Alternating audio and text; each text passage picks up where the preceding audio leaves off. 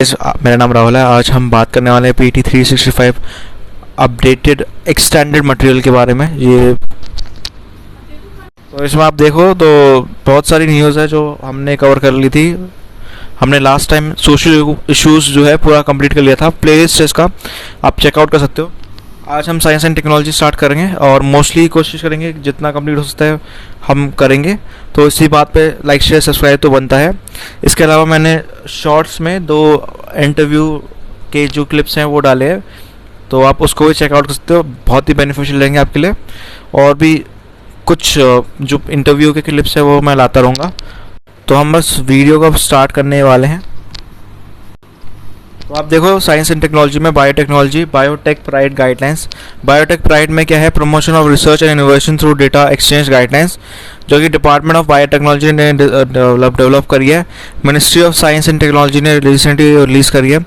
Guidelines की बात करें तो बायोटेक प्राइड गाइडलाइंस जो फॉर्मुलेट करे कॉन्फर्मिटी, इसमें प्रिंसिपल जो है NDSAP है, national data sharing and accessibility policy 2020, जो कि शेयरिंग एक्सेस और स्टोरेज को इनेबल करती है बायोलॉजिकल डेटा के लिए। बात आती है बायोलॉजिकल डेटा क्या है? एक इंटरलाइड DNA सीक्वेंस डेटा है, RNA सीक्वेंस है, ट्रांसक्रिप्टोमिक डेटा है, जीनोटाइप डेटा है, एपिजेनोमिक डेटा है, प्रोटीन स्ट्रक्चर डेटा है, कैरेक्टरिस्टिक है, बायोलॉजिकल डेटा कॉम्प्लेक्स है आपका जब वो कंपेयर्ड है विद मोस्ट अदर एप्लीकेशन। जो अमाउंट है, रेंज है, वेरिएबिलिटी की डेटा में बहुत हाई रहती है। यहाँ पे अगर गाइडलाइंस की हम बात करें तो ये इनेबल करता है, हमने देख लिया है। इंडिया में प्रेजेंटली जो बायोलॉजिकल डेटा है वो डिपॉजिट होता है इंटरनेशनल रिपोजिटरी में, और यहाँ पे कोई गाइडलाइंस नहीं है कि कैसे आप शेयर कर सकते हो। इन गाइडलाइंस के अंदर रिस्पॉन्सिबिलिटी जो डेटा जनरेटर की होती है, प्रोड्यूसर की होती है, सबमिटर की होती है। वो डिपॉजिट करते हैं डेटा अप्रोप्रिएट डेटाबेस में, नोटिफाइड होता है डेटा रिपोजिटरी में। डेटा जो विड्रॉ होता है वो ग्रांट हो सकता है किसी भी इंडिविजुअल को या ऑर्गेनाइजेशन को जिसका डेटा प्लेस्ड हो पब्लिकली एक्सेसिबल डेटा हो, और वो जस्टिफाइड रिक्वेस्ट पे हो, आइदर डायरेक्टली हो या सबमिटर के थ्रू हो। यहाँ पे वैलिड क्लेम्स है डेटा के। गाइडलाइंस जो है इम्प्लीमेंट करता है through Indian biological data centre, regional centre में फॉर बायोटेक्नोलॉजी, जो सपोर्ट करते हैं आपका department of biotechnology.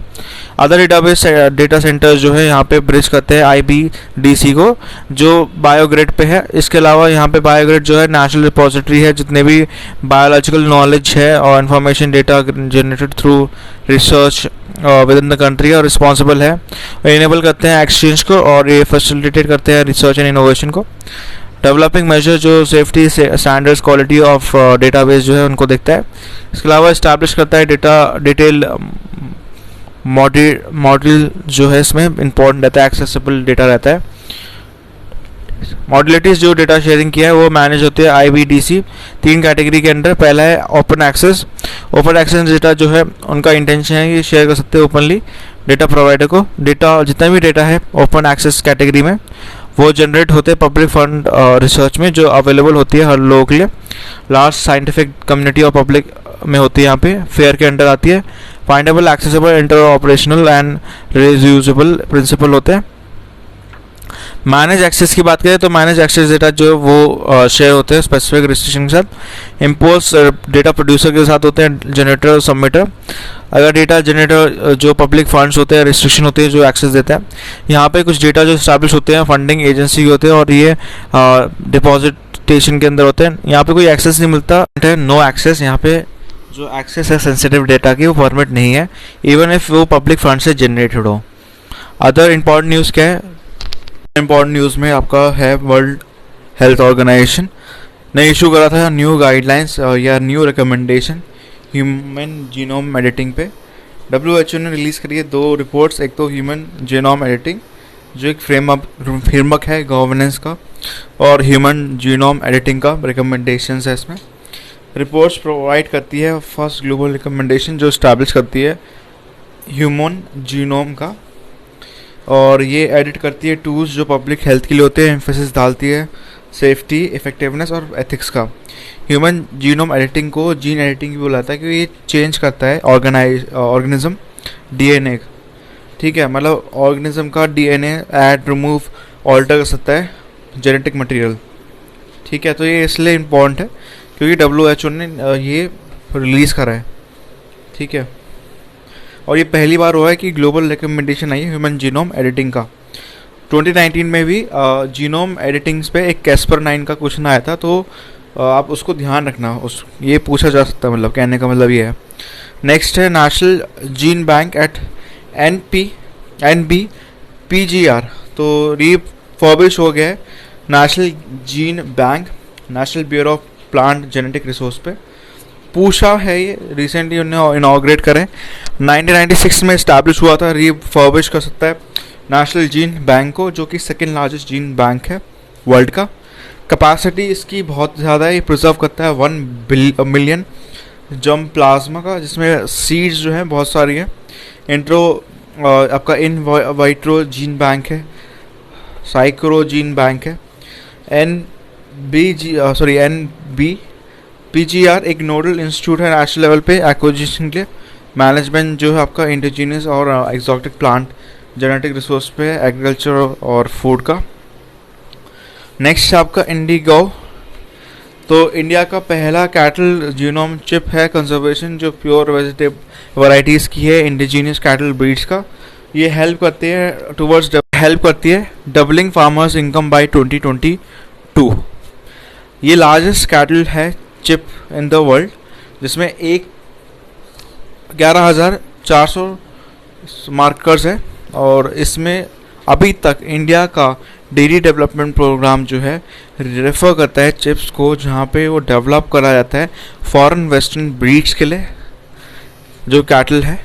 Indigenous chip जो है वो डेवलप करा था national institute of animal husbandry, Hyderabad की एक ऑटोनॉमस इंस्टीट्यूशन है जो कि डिपार्टमेंट ऑफ बायोटेक्नोलॉजी के अंडर आती है। तो ये इम्पोर्टेंट है इंडिगाओ, तो इसलिए ये इम्पोर्टेंट बन जाती है।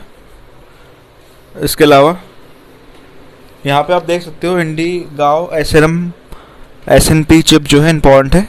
यहाँ पे कुछ स्टेट्स हैं जैसे आप देख सकते हो, पंजाब में आई थिंक साहिवाल है, और उसके बाद राजस्थान में थार पारकर है, राजस्थान के पास एक और है कंकरेज, फिर आपका गिर है आपका गुजरात में, और साउथ में आई थिंक तमिलनाडु में है कंगयम, और फिर आपका तमिलनाडु के ऊपर जो है ओंगोल है ये। ठीक है, तो ये आप देख लो ना कौन सा स्टेट है। इसके अलावा IT कंप्यूटर रेगुलेशन से न्यूज़ आ रही है। पहला है drone regulation in India, ministry of civil aviation ने रिलीज़ करा एक updated drone rules policy 2021 public consultation किस।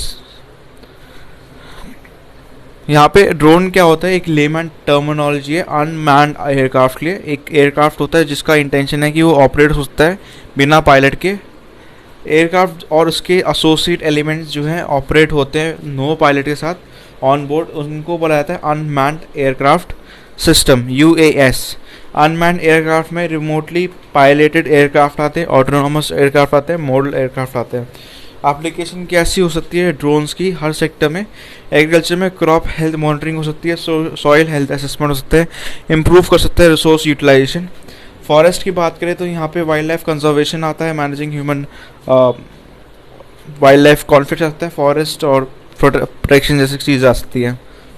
अर्बन डेवलपमेंट में सिटी सर्वे हो सकता है, अर्बन प्लानिंग को इम्प्रूव किया जा सकता है, प्रोजेक्ट मैनेजमेंट या मॉनिटरिंग और या क्वालिटी असेसमेंट करा जा सकता है। हेल्थ केयर में एपिडेमिक कंट्रोल हो सकता है, क्लीननेस और हाइजीन हो सकता है, हेल्थ केयर डिलीवरी हो सकता है। इसके अलावा माइनिंग की बात करें तो माइनिंग स्काउंटिंग हो सकती है, मैनेजिंग इंक्रोचमेंट हो सकता है, कॉन्ट्रैक्ट मॉनिटरिंग हो सकता है। नेक्स्ट है डिज़ास्टर मैनेजमेंट, ये रियल टाइम सर्वेलेंस होता है, यहाँ पे रियल सर्च और रेस्क्यू डिलीवरी होता है एसेंशियल आइटम्स का। होमलैंड सिक्योरिटी में रियल टाइम सर्वेलेंस होता है, सिक्योरिटी प्लानिंग होती है, ड्रग्स और नारकोटिक्स डिटेक्शन होता है। ट्रैफिक मैनेजमेंट में रोड सरफेस कंडीशन मॉनिटरिंग होती है, टैरिफ मैनेजमेंट को इम्प्रूव करा जाता है और टैरिफ फीडबैक यहाँ पे होता है। यहाँ पे ड्राफ्ट ड्रोन रूल्स जो है 2021 ये रिप्लेस करता है अनमैन्ड एयरक्राफ्ट सिस्टम रूल्स 2021 जो रिलीज़ हुआ था 12 मार्च 2021 में। ऑब्जेक्टिव क्या है, ये इनेबल करता है बड़े सारे टाइप्स के अनमैन्ड एयरक्राफ्ट ऑपरेशनल सिनेरियो जो इंक्रीज़ करते हैं ease of compliance unmanned aviation industry का और इंश्योर करते हैं सेफ्टी एंड सिक्योरिटी। इसके अलावा ड्रोन्स और सिक्योरिटी कंसर्न की बात करें तो सिक्योरिटी एजेंसी इंडिया ने बड़े सारी चीज़ें एंटिसिपेट करी हैं कि ड्रोन्स जो हैं टारगेट कर सकते हैं सेंसिटिव लोकेशन पे, मतलब वो एक तरह के थ्रेट हो सकते हैं सिक्योरिटी के लिए। कपल ऑफ ड्रोन जैसे यूज़ हुए थे वेपन्स पंजाब बॉर्डर पे जो रिसेंटली हुए थे। तो ड्रोन्स जो है वो एक सिक्योरिटी थ्रेट भी बन रहा है। कन्वेंशनल रेडार सिस्टम डिटेक्ट नहीं कर पाते लो फ्लाइंग ऑब्जेक्ट्स को, क्योंकि आप समझ लो ड्रोन्स वैसे तो ऊपर जा सकते हैं लेकिन ज़्यादातर वो लो ऑल्टीट्यूड पे रहते हैं, तो इसी वजह से डिफ़िकल्ट हो जाता है कि ड्रोन को ट्रेस करना। और यहाँ पे जो टेक्नोलॉजी एक्सेसिबल है टेररिस्ट ग्रुप को ये प्रोवाइड करती है capability of air strikes. Drones जो हैं चीप होते हैं, कॉम्पैक्ट होते हैं और बहुत ही छोटे होते हैं, ठीक है, as compare to conventional weapons. But वो अपना जो ऑब्जेक्टिव है अचीव कर सकते हैं और यहाँ पे कैजुअलिटी भी नहीं होती, मतलब उनके साइड से जो ड्रोन छोड़ रहे हैं। तो यहाँ पे पॉसिबल थ्रेट है कि वो ड्रोन्स में वेपन लगा दें, आर्म्ड ड्रोन्स आ जाए और फिर वो मास डिस्ट्रक्शन कर दे। तो एक थ्रेट है बहुत बड़ा, और ये कंट्रोल हो सकते हैं आपका रिमोट से बहुत ही लंबे डिस्टेंस तक। इसके अलावा इंडिया कैसे प्लान कर रहा है टैकल करने के लिए, ये इम्पॉर्टेंट है। डीआरडीओ ने एक डेवलप करा है, इसका नाम है एंटी ड्रोन सिस्टम, जो कि डिप्लॉय होगा इस ईयर में। इंडियन एयरफोर्स ने डिसाइड करा है कि वो प्रोक्योर करे काउंटर अनआर्म्ड एयरक्राफ्ट सिस्टम, जो कि आर्म्ड होगा लेज़र डायरेक्टेड एनर्जी वेपन से, जो ब्रिंग डाउन करेगा रोग ड्रोन्स को। इसके अलावा यहाँ पे आप देखो तो रूल्स जो अप्लाई होते हैं उसमें पर्सन जो ओन कर रहे हैं, पोजेस कर रहे हैं, एंगेज होते हैं importing, exporting, manufacturing, maintaining drone in India. जितने भी ड्रोन्स हैं वो ऑपरेट होते हैं टाइम बिंग के लिए। ये अप्लाई नहीं होते कोई भी ड्रोन जो नेवल, मिलिट्री या एयरफोर्स यूज़ करते हैं। एलिजिबिलिटी कंडीशन क्या है ऑथराइजेशन का, यहाँ पर नेचुरल पर्सन जो है एलिजिबल होंगे रिमोट लाइसेंस का। ये 18 से नीचे नहीं होना चाहिए और more than 65 years of age नहीं होना चाहिए, ठीक है। यहाँ पे उन्हें पास कर मतलब जो कंपल्शन है कि वो 10th या इक्विवेलेंट एग्जामिनेशन पास हो। कंप्लीट ट्रेनिंग होनी चाहिए उनको, जो डायरेक्टर जनरल ने प्रिस्क्राइब करी है। Application class of remote pilot licence जो है, ऑथराइज लाइसेंस होना चाहिए उनके पास। लाइसेंस उनको नहीं मिलेगा जो ऑपरेट कर रहे हैं नैनो ड्रोन्स को, माइक्रो ड्रोन्स जो नॉन कमर्शियल पर्पस के लिए होते हैं, या रिसर्च और डेवलपमेंट ऑर्गेनाइजेशन जैसे ऑपरेट करते हैं ड्रोन्स को। ड्रोन्स का भी क्लासिफिकेशन होता है, तो ड्रोन्स भी बड़े तरीके के होते हैं ऑब्वियसली, तो अभी पॉलिसी भी आई उस हिसाब से।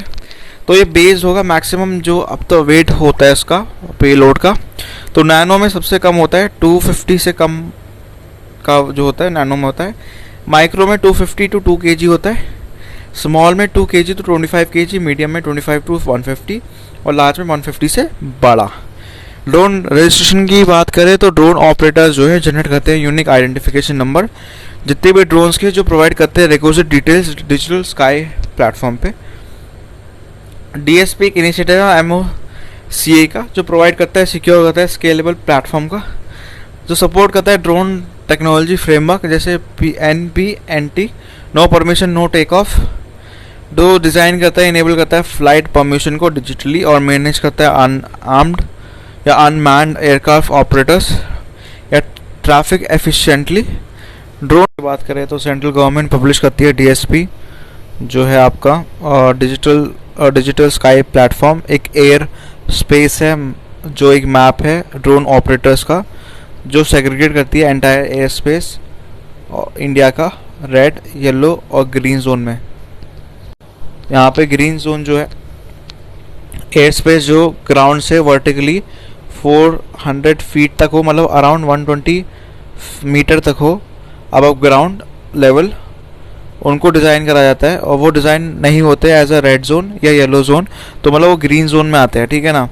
एयर स्पेस जो हो ग्राउंड से वर्टिकल 200 फीट तक हो, 60 मीटर्स। AGL इस एरिया में लोकेटेड है। डिस्टेंस जो होता है इसका लैटरल डिस्टेंस जो है 8 किलोमीटर्स से होना चाहिए और 12 किलोमीटर्स जो है पैरामीटर से ऑपरेशनल एयरपोर्ट में होना चाहिए। येलो जोन, येलो जोन क्या होता है?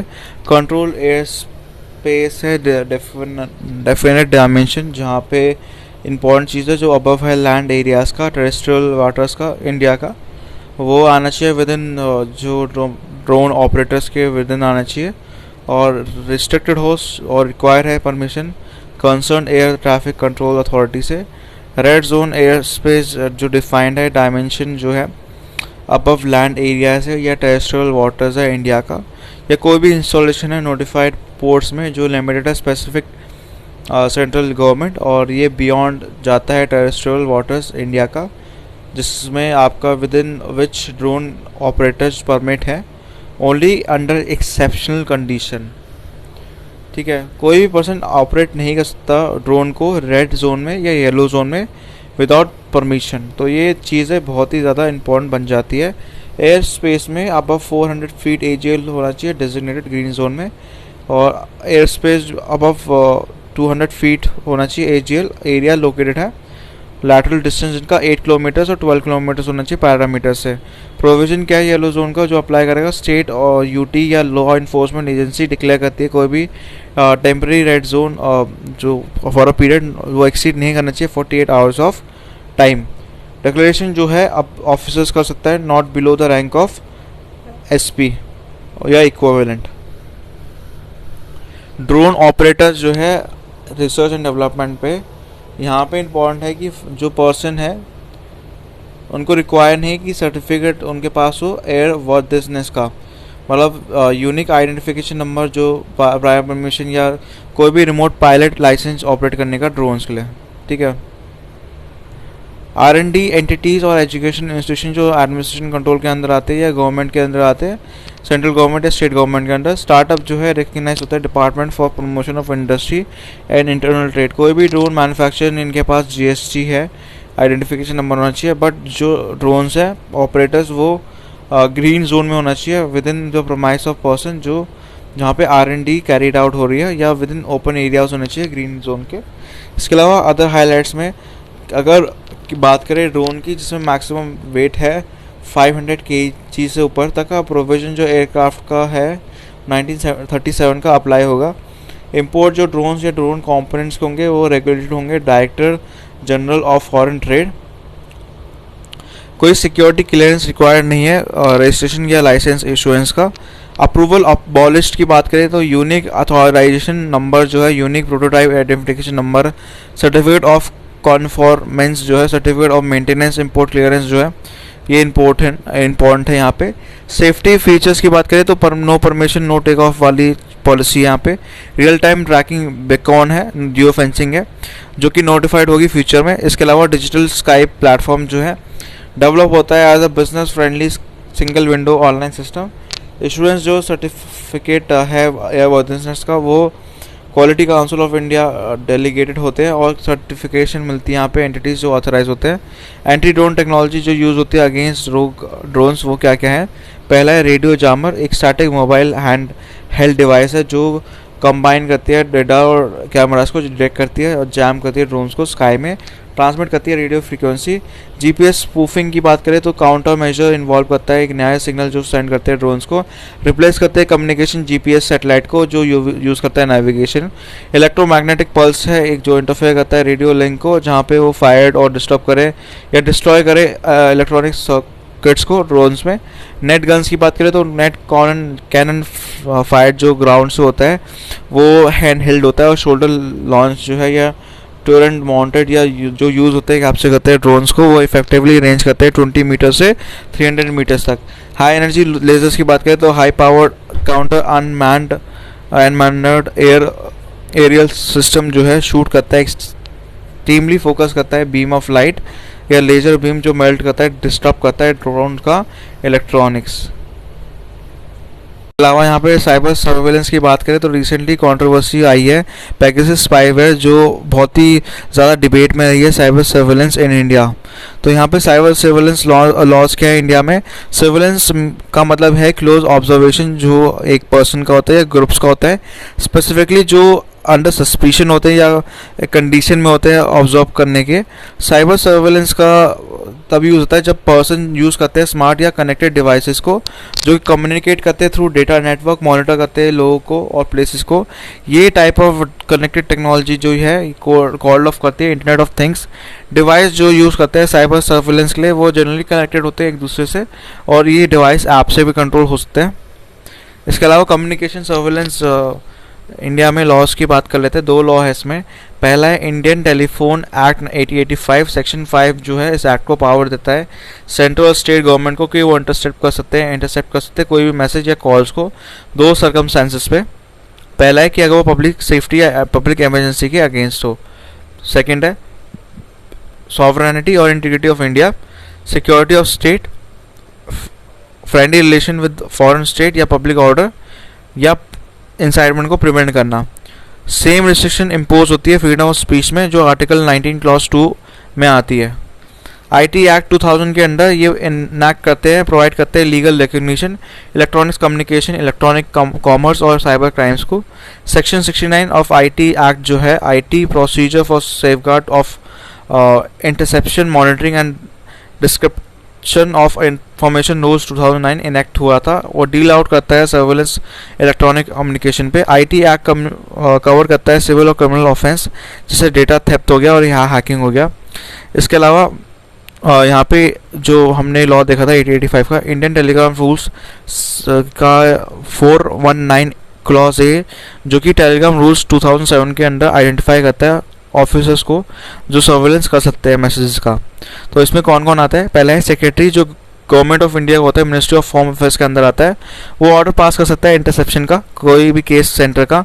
सेक्रेटरी आता है लेवल ऑफिसर में जो चार्ज है होम डिपार्टमेंट का, इशू कर सकते हैं डायरेक्टिव्स स्टेट गवर्नमेंट के। अनअवॉइडेबल कंडीशन आती है, सर्कमस्टेंसेस आते हैं जहाँ पे ऑर्डर जो है officers not below the rank of joint secretary वो देखते हैं और ड्यूली ऑथराइज होते हैं यूनियन होम मिनिस्ट्री का।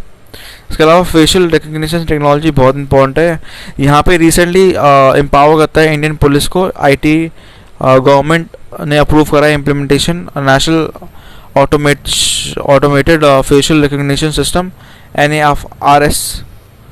तो ये फेशियल रिकग्निशन एक वे है आइडेंटिफिकेशन का और कॉन्फर्म करता है किसी भी इंडिविजुअल का उनका फेस यूज़ करते हैं।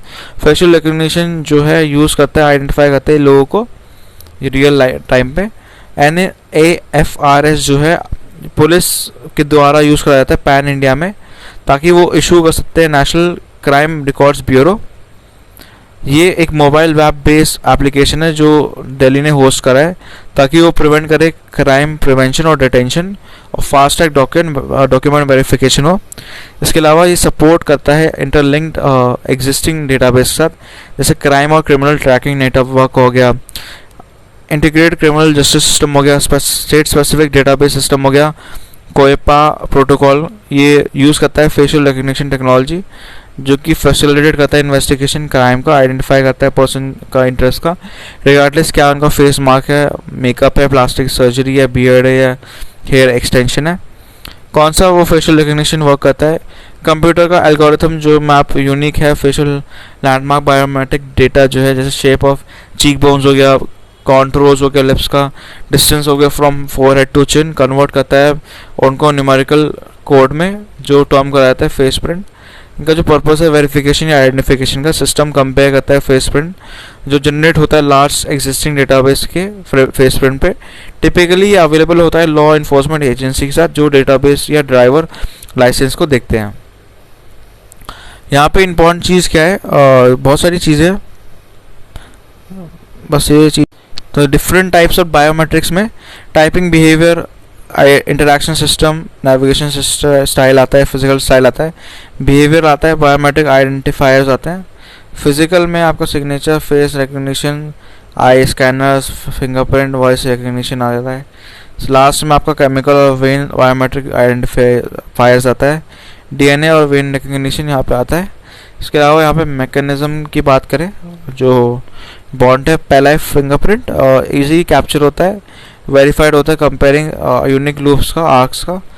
और यहाँ पे वॉइस रिकग्निशन जो है फिजिकली शेप करता है पर्सन के वोकल ट्रैक्ट को जिसमें नोज, माउथ, लैरिक्स आते हैं, डिटरमाइन करते हैं साउंड प्रोड्यूस को। बिहेवियर जो है बहुत सारी चीज़ें बोलता है, मूवमेंट वेरिएशन बोलता है, टोन, पेस, एक्सेंट बोलता है। रेटिना स्कैन की बात करें, रेटिना स्कैन कैप्चर करता है कैपिलरीज को जो आँखों के अंदर होती है और यूनिक रहती है पर्सन टू पर्सन। इसके अलावा की स्ट्रोक डायनामिक्स जो है, की स्ट्रोक डायनामिक्स लेवरेज करता है फैक्ट कि जो पीपल है फॉलो करे डेफिनेटेड पार्ट जो टाइप कर रहे हो कीबोर्ड या कीपैड में। इसके अलावा जो फॉर मेंशन इंडिकेटर्स है, जितने भी बायोमेट्रिक्स है वो इमर्ज हो रहे हैं, जैसे year authentication, footprint, foot dynamics या गेट रिकग्निशन जो स्टाइल ऑफ वॉकिंग है। इसके अलावा यहाँ पे जो इम्पोर्टेंट चीज़ है वो है अदर इम्पोर्टेंट न्यूज़। यहाँ पे क्यू सिम है, quantum computer simulated tool kit है। Q sim tool kit allow करता है रिसर्चर्स को और स्टूडेंट्स को कि वो राइट करे, डिबग करे क्वांटम कोड को जो एसेंशियल है डेवलपिंग क्वांटम एल्गोरिथम। इसका एम है रिसर्चर या स्टूडेंट्स जो कैरी आउट कर सकते हैं रिसर्च क्वांटम कंप्यूटिंग में और कॉस्ट इफेक्टिव मैनर में। एक आउटकम है प्रोजेक्ट का design and development of quantum computer tool kit, stimulator work bench, capacity building. One of the first initiative जो कंट्री में है वो एड्रेस करते हैं कॉमन चैलेंज को जो एडवांस करते हैं कंप्यूटिंग रिसर्च फंडलायर्स को इंडिया में। जो प्रोजेक्ट जो एग्जीक्यूट होता है कोलैबोरेटिवली IISc ने करा है, बेंगलुरु ने, IIT रुड़की, CDAC और यहाँ पे ministry of electronics and information technology support करती है। मेटावर्स की बात करें तो मेटावर्स कम्प्लीटली या क्लोजली रिलेटेड है वर्चुअल रियलिटी से। ऑगमेंटेशन रियलिटी होगी और टेक्नोलॉजी जो डिस्प्ले करे जाते हैं एप्पल जो गूगल हो गया, अमेजोन हो गया, माइक्रोसॉफ्ट हो गया और यहाँ पे फेसबुक भी है। ये डिस्क्राइब करता है concept of future irritation internet का जो basically persistent shared 3D virtual spaces है जो लिंक करते हैं परसीव्ड ये वर्चुअल यूनिवर्स। रोबिक्स एक गेम टारगेट है चिल्ड्रंस का जो कंसिडर करा जाता है एग्जाम्पल मेटावर्स का। AR uses real world setting जो आर्गुमेंट करता है यूज़र एक्सपीरियंस, वाइल जो VR है कम्प्लीटली वर्चुअल होता है। इसके अलावा इंडिया होस्ट करता है इंटरनेट गवर्नेंस फोरम। तो यहाँ पे इंपॉर्टेंट चीज़ है, इंडिया ये फर्स्ट टाइम कर रहा है जो रिफ्लेक्ट करता है कंट्री की ग्रोइंग जो इन्फ्लुएंस हो रही है वर्ल्ड पॉलिटिक्स में, इंटरनेशनल पॉलिसी फॉर्मेशन जो इंटरनेट के अराउंड है।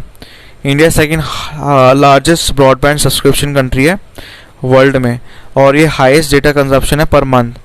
थीम ऑफ द इवेंट क्या है? Inclusive internet for digital India.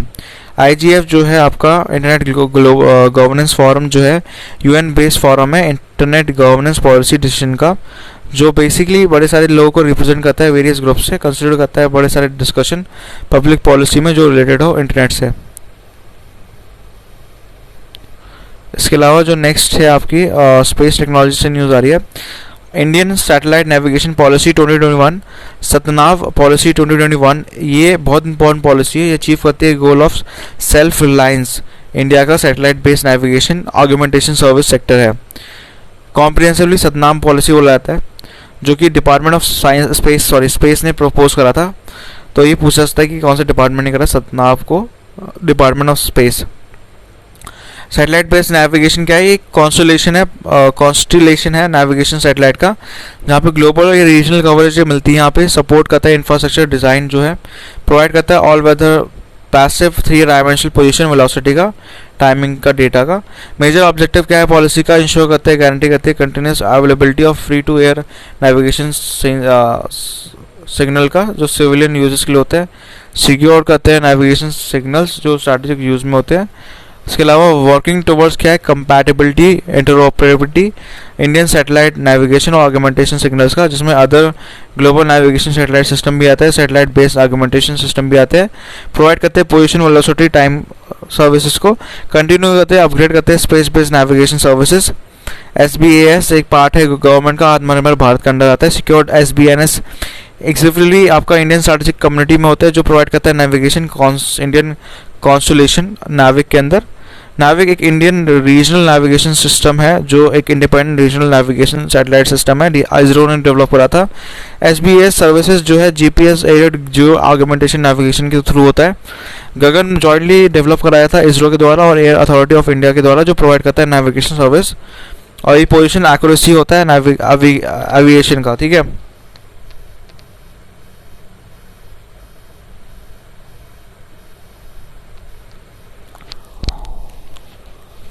इसके अलावा यहाँ पे जो आपका है ये हम नेक्स्ट लेक्चर में करेंगे। तब तक के लिए बाय।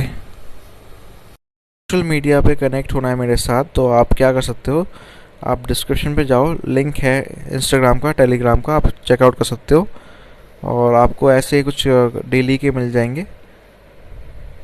यहाँ पे आप चेकआउट सकते हो, डेली आती है वीडियोस, तो आपके लिए इजी रहेगी। इसी के साथ ही आपको जानना है माइक कौन सा यूज़ करता हूँ या बुक कौन सी यूज़ करता हूँ मैं, तो उसका भी लिंक डिस्क्रिप्शन पे, आप अमेज़ोन से बाय कर सकते हो अगर आपको चाहिए तो।